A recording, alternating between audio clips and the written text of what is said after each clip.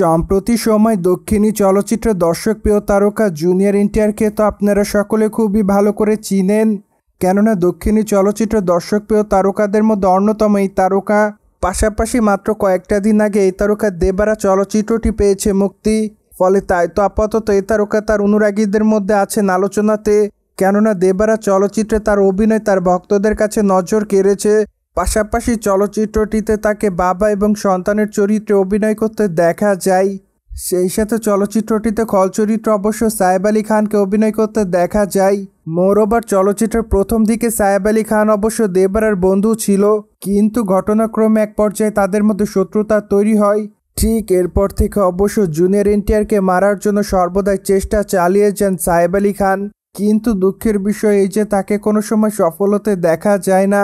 পাশাপাশি চলচ্চিত্রের শেষের দিকে দেখা যায় এনটিআরই তার বাবাকে হত্যা করছে, কিন্তু কী কারণে এনটিআর তার বাবাকে হত্যা করে তা অবশ্য চলচ্চিত্রের দ্বিতীয় খণ্ডে দেখা যাবে।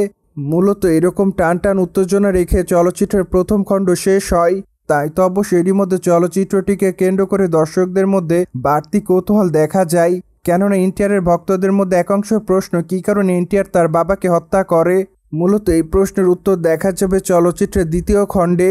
পাশাপাশি চলচ্চিত্রে ব্যবহৃত ভিএফএক্স দর্শকদের কাছে ব্যাপক আকারে নজর কাড়ে, সেই সাথে চলচ্চিত্রের অ্যাকশন দৃশ্যগুলো দর্শকদের কাছে ভালো লাগে। তাই তো অবশ্য চলচ্চিত্রটি মুক্তির মাত্র 2 দিনে 243 কোটি রুপি ইনকাম করে, ফলে বোঝা যাচ্ছে 350 কোটি রুপি বাজেটের চলচ্চিত্রটি বক্স অফিসে তুমুল আকারে রাজত্ব করবে। পাশাপাশি আরও জানা যায় যে সানডেতে চলচ্চিত্রের ব্যবসা আরও দ্বিগুণ হয়েছে, কেননা সাপ্তাহিক এই বন্ধের দিন চলচ্চিত্রটি দেখার জন্য দর্শকদের মধ্যে বাড়তি কৌতূহল দেখা যায়, যার প্রেক্ষাপটে এরই মধ্যে অনেকে মনে করছেন তৃতীয় দিন শেষে চলচ্চিত্রটি 400 কোটি রুপি ইনকাম করে।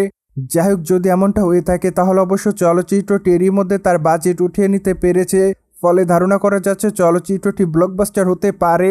সোভিয়ার জেনে তো নিলেন সাউথ ইন্ডিয়ান তারকা জুনিয়র এনটিআরের দেবারা চলচ্চিত্রটি বক্স অফিসে বাজিমাত করেছে, ফলে এই বিষয়টি নিয়ে কোনো মতামত থাকলে কমেন্ট বক্সে জানাতে ভুলবেন না। And subscribe our channel for more update.